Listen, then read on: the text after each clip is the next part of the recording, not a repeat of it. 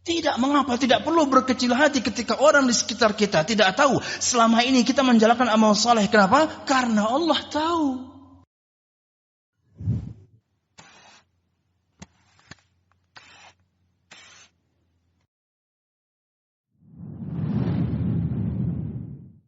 Innal hamdalillah nahmaduhu wa nasta'inuhu wa na'udzu billahi min shururi anfusina wa min sayyiati a'malina. May yahdihillahu fala mudilla lahu wa may yudlil fala hadiya lahu. Ashhadu an la ilaha illallah wahdahu la sharika lahu wa ashhadu anna Muhammadan 'abduhu wa rasuluh. قال الله تعالى في القرآن الكريم أعوذ بالله من الشيطان الرجيم يا أيها الذين آمنوا اتقوا الله حق تقاته ولا تموتن إلا وأنتم مسلمون يا أيها الناس اتقوا ربكم الذي خلقكم من نفس واحدة وخلق منها زوجها وبث منهما رجالا كثيرا ونساء واتقوا الله الذي تساءلون به والأرحام إن الله كان عليكم رقيبا يا أيها الذين آمنوا اتقوا الله وقولوا قولا سديدا يصلح لكم أعمالكم ويغفر لكم ذنوبكم ومن يطع الله ورسوله فقد فاز فوزا عظيما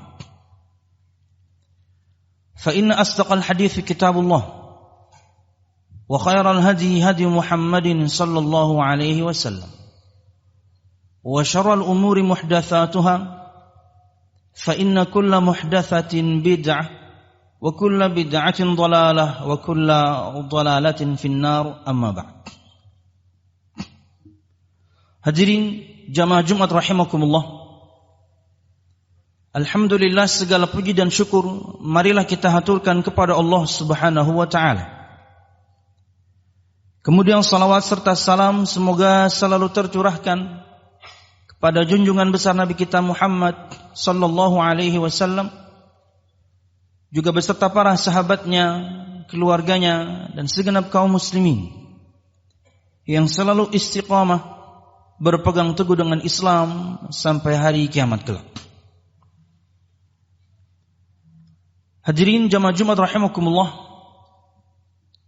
dalam surah Al-A'raf ayat 16 dan 17 Allah Subhanahu wa taala berfirman menceritakan tentang percakapan Allah Subhanahu wa taala dengan iblis yang kala itu menolak untuk sujud kepada Nabi Adam alaihissalam karena kesombongannya.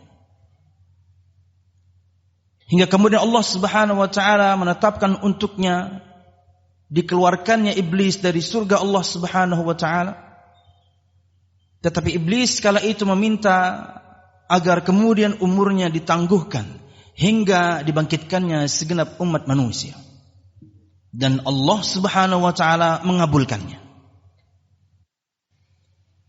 Kemudian iblis berkata, Allah Subhanahu wa taala berfirman menceritakan tentang perkataan iblis, qala fabima aghwaytani la aqudanna lahum siratakal mustaqim thumma la atiyannahum min bayni aydihim wa min khalfihim wa an aymanihim wa an shama'ilihim wa la tajidu aktsarahum syakirin.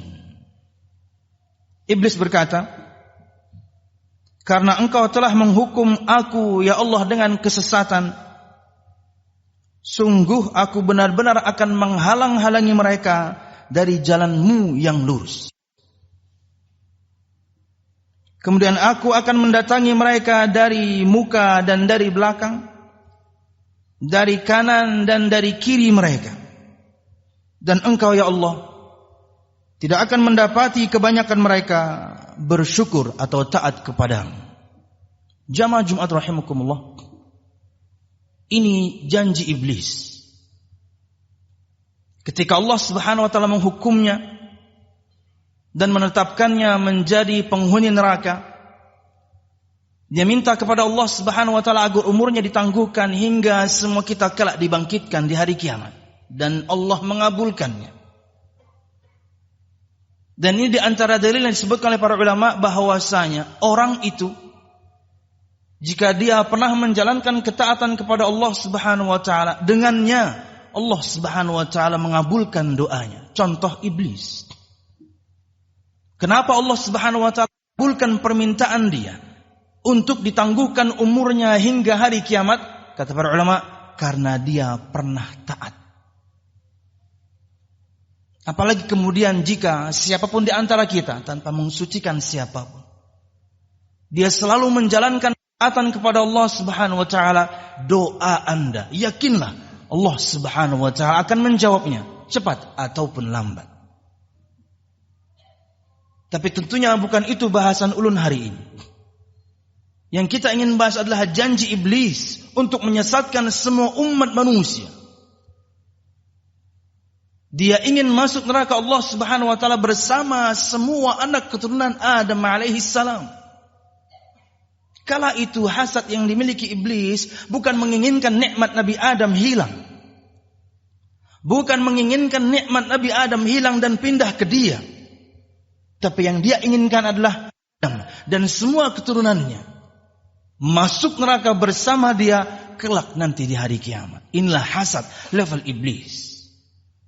Makanya dia berjanji, saya akan sesatkan mereka, saya akan halang-halangi mereka dari jalanmu yang lurus.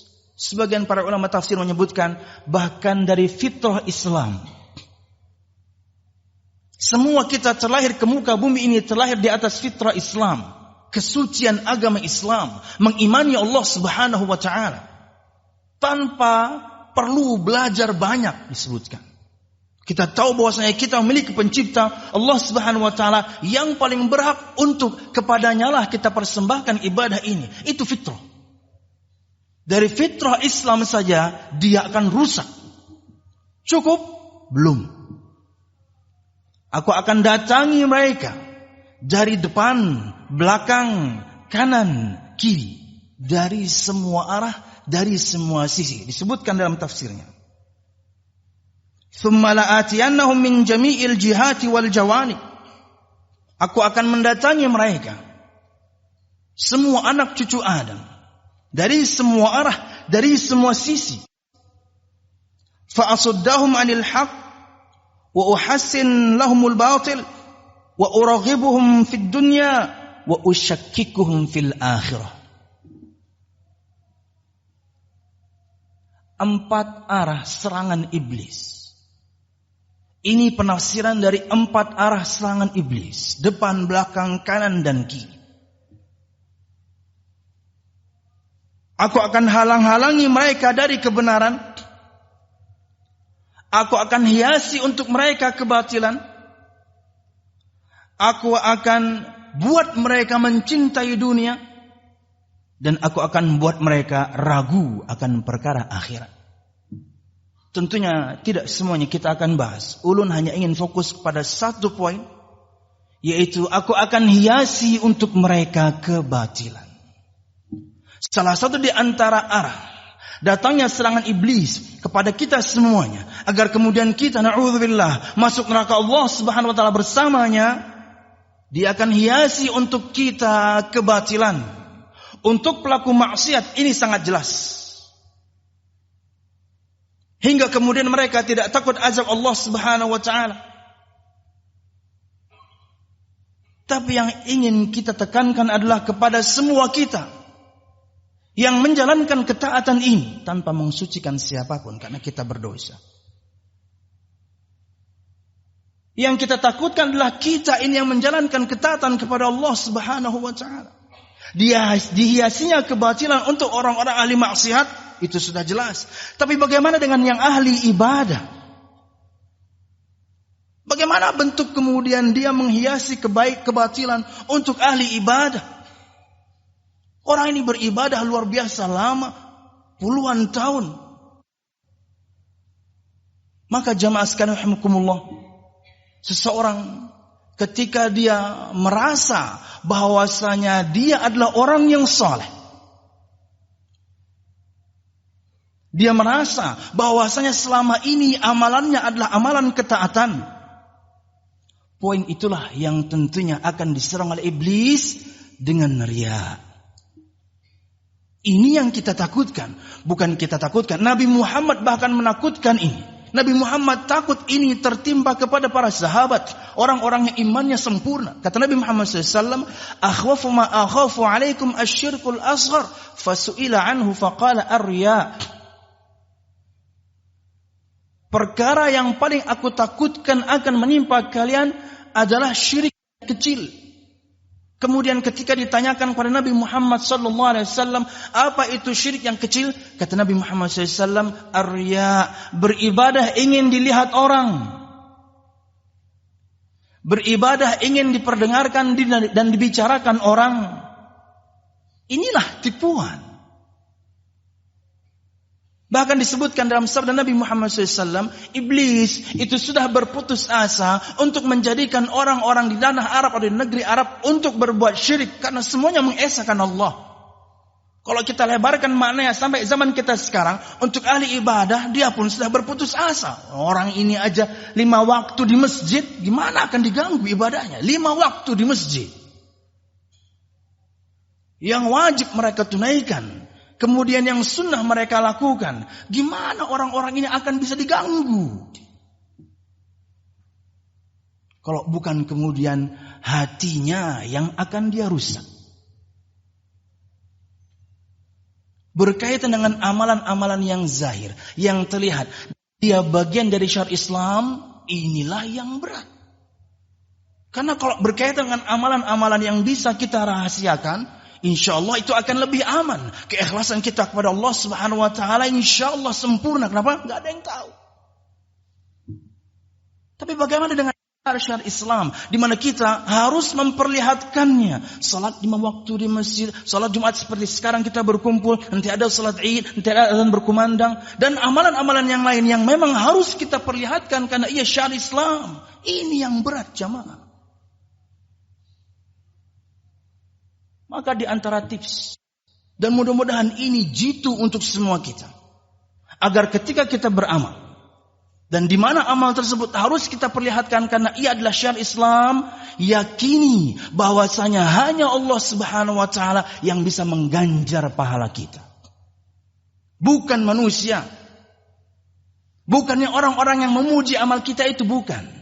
Bukan orang-orang yang membicarakan bagusnya amal kita itu, bukan. Yakini hanya Allah Subhanahu wa taala yang bisa mengganjar semua amal kita, bukan manusia. 1. 2. Yakini bahwasanya ada orang-orang di luar sana yang amalnya jauh lebih sempurna daripada kita, jauh lebih banyak daripada kita, jauh lebih lama daripada kita, dan mereka tidak pernah memperlihatkannya. Agar kemudian kita sadar amal kita nggak ada apa-apanya. Ada orang-orang yang luar biasa menjalankan ketaatan kepada Allah Subhanahu wa taala jauh di atas kita, jauh lebih tinggi di atas kita. Yakini agar kemudian kita ikhlas dalam beramal. Dan yang ketiga, harusnya ini yang paling utama, harusnya ini nomor 1. Mohon maaf saya lupa menyampaikan. Berdoalah agar Allah Subhanahu wa taala anugerahkan kepada kita keikhlasan. Ya. Agar Allah Subhanahu wa taala anugerahkan kepada kita keikhlasan. Allah berikan sifat itu pada diri ini hingga ketika beramal tidak pernah dia riya. Kenapa? Dia tahu hanya Allah yang bisa mengganti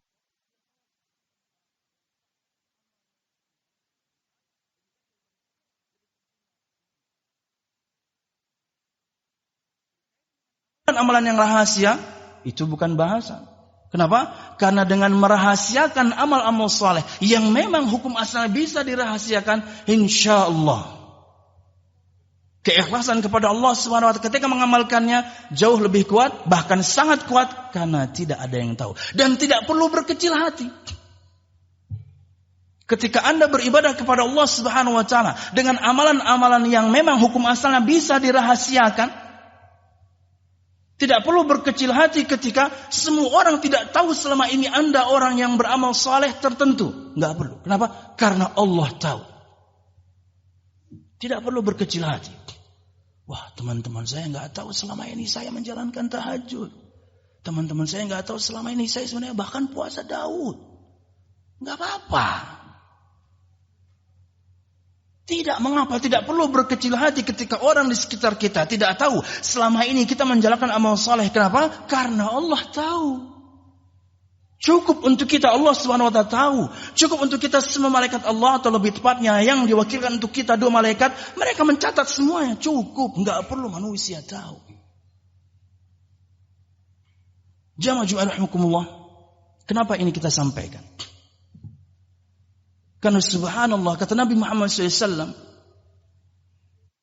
ada sebagian di antara laki-laki, wa innar rajula la ya'malu bi'amali ahli al-jannah hatta la yakunu bainahu wa bainal jannati illa dhira' fayasbiqu alayhi al-kitab faya'malu bi'amali ahli an-nar hatta yadkhulaha. Sungguh ada seorang laki-laki di antara kalian yang mengamalkan amalan-amalan penghuni surga hingga tidak ada lagi jarak antara dia dan surga Allah kecuali hanya 1 jengkal, hanya 1 depa. Pokoknya sebentar lagi, 1 amal lagi masuk surga dia. Tapi kemudian catatan takdir berkata lain. Dan dia kemudian mengamalkan amalan penghuni neraka hingga memasukinya. Hadis yang lain senada. Wa innar rajula la ya'malu bi'amali ahli al-jannah zamanat tawil. Sungguh ada salah seorang laki-laki di antara kalian, juga berlaku untuk perempuan, melakukan amalan saleh, amalan penghuni surga dengan waktu yang sangat lama. Dia orang yang taat beragama. Tapi na'udzubillah kemudian dia tutup akhir hayatnya dengan amalan penghuni neraka hingga memasukinya. Berkata Syekh Utsaimin, hadis-hadis yang seperti ini betul-betul menjadikan banyak kaum muslimin mereka pesimis dengan amalannya. Untuk apa kalau begitu? Selama ini kita menjalankan ketaatan kepada Allah, kalau nanti catatan takdir berkata lain. Di akhir hayat kemudian kita na'udzubillah melakukan amalan penghuni neraka hingga memasukinya. Membuat sebagian orang, kata beliau, bahkan meninggalkan amal soleh. Kenapa? Percuma. Jangan-jangan kemudian nanti akhir hayat saya adalah amal ahli neraka dan sampai masuk neraka Allah Subhanahu wa taala. Kok begitu? Saya beramal aja udah. Kata beliau, tidak seperti itu maknanya. Kata beliau, perhatikan sabda Nabi Muhammad SAW yang menerangkan hadis 2 yang ulun sebutkan tadi di awal. Kata beliau, wa innar rajula la ya'malu 'amala ahli al-jannah fi ma yabdu lin-nas. Inilah poinnya. Sungguh ada seorang laki-laki di antara kalian, dia mengamalkan amalan penghuni surga, itulah yang dilihat oleh manusia. Padahal selama ini dia riya. Padahal selama ini dia mengamalkan amalan tersebut hanya ingin dilihat orang.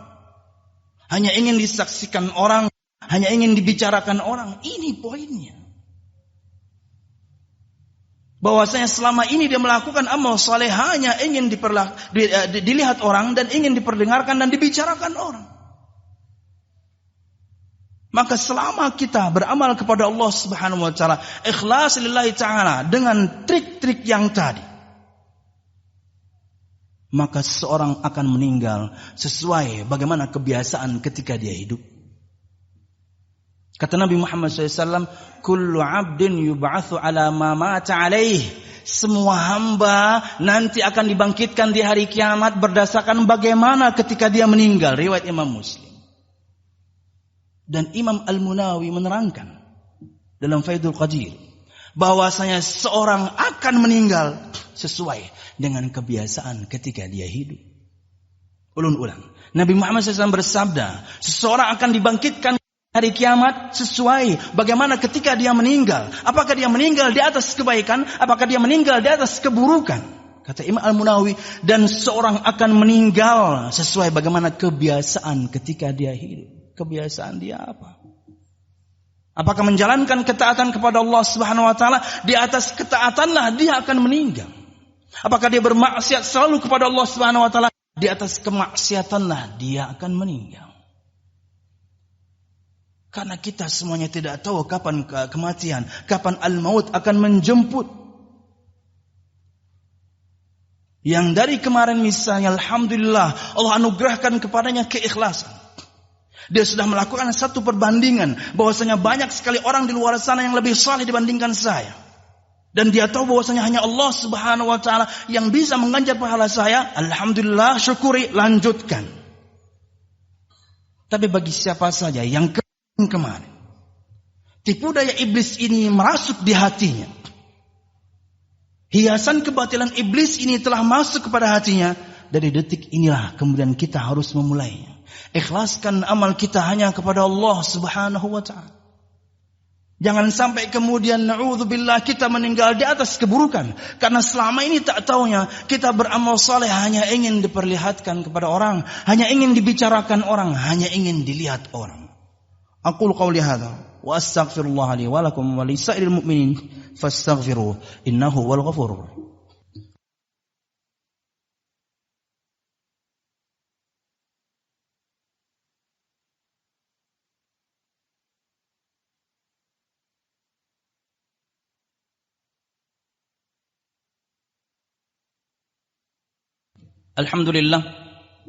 Alhamdulillahilladzi hadana li hadza wa ma kunna linahtadiya laula an hadanallah.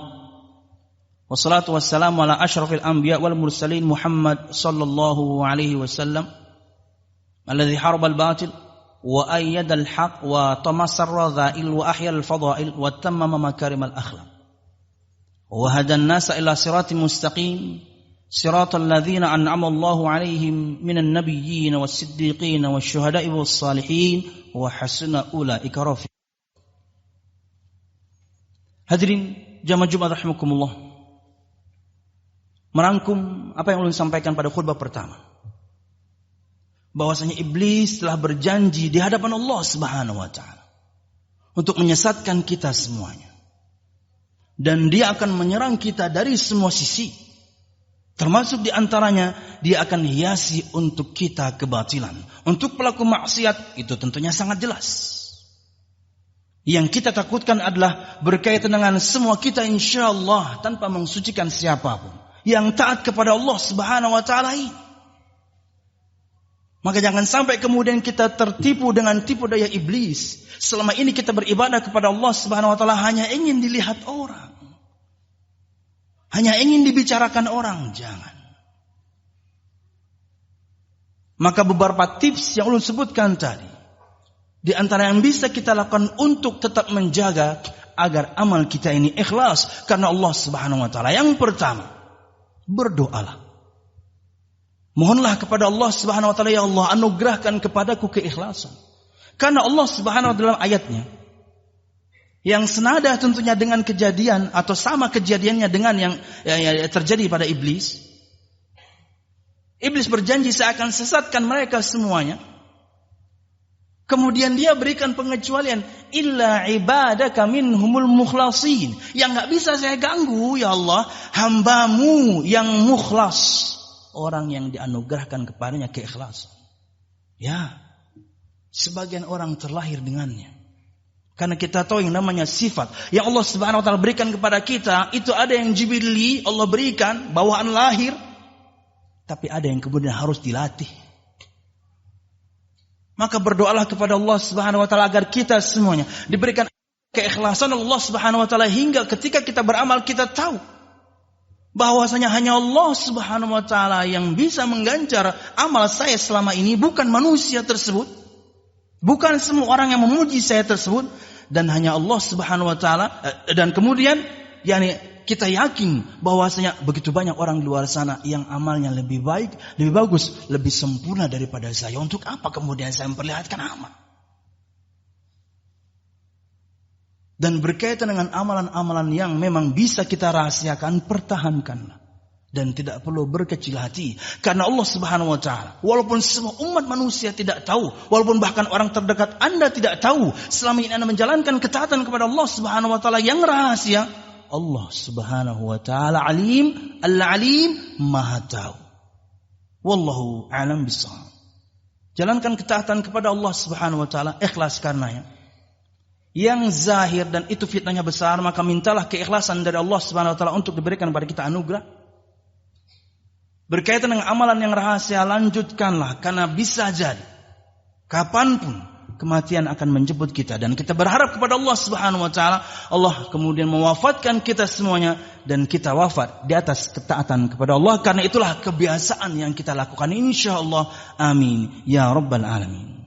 Allahumma aqsim lana min khasyatika ma tahulu bihi bainana wa baina ma'siyatik, wa min ta'atika ma tuballighuna bihi jannatak, ومن اليقين ما تهون به علينا مصائب الدنيا ومتعنا الله بأسماعنا وأبصارنا وقواتنا أبدا ما أحييتنا واجعله الوارث منا واجعل ثأرنا على من ظلمنا يا أرحم الراحمين.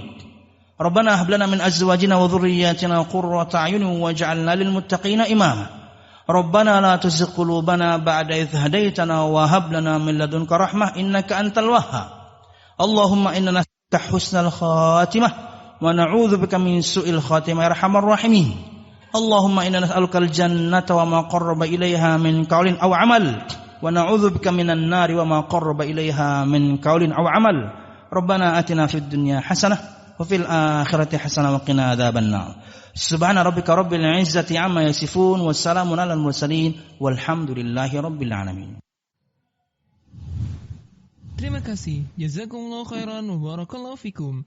Video ini dibuat atas partisipasi dari donasi Anda. Semoga menjadi amal jariah bagi Anda semuanya.